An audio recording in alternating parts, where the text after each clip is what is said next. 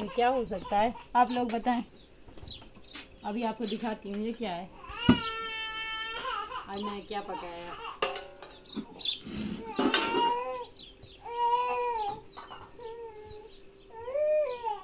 ये देखें।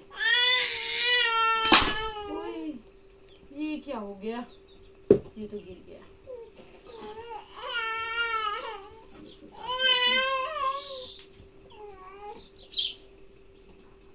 सब्जियां बनाई है आज, जो खुद बनाते हैं अपने हाथों से, देसी मशीन पर, वो वाली। अब इनमें चीनी डालेंगे। ये गया इनमें चीनी।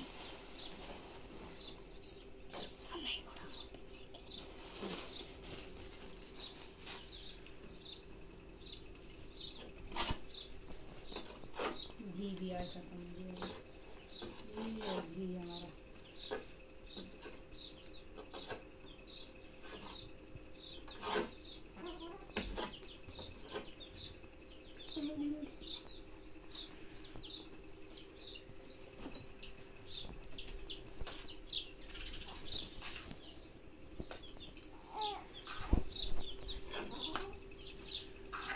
हम मिक्स कर रहे हैं।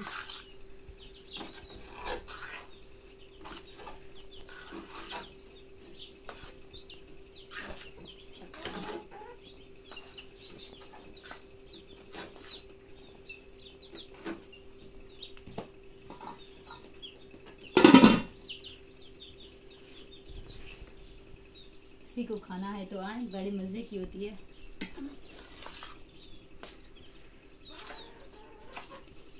ये मेरी बहन है, आप देख सकते हैं।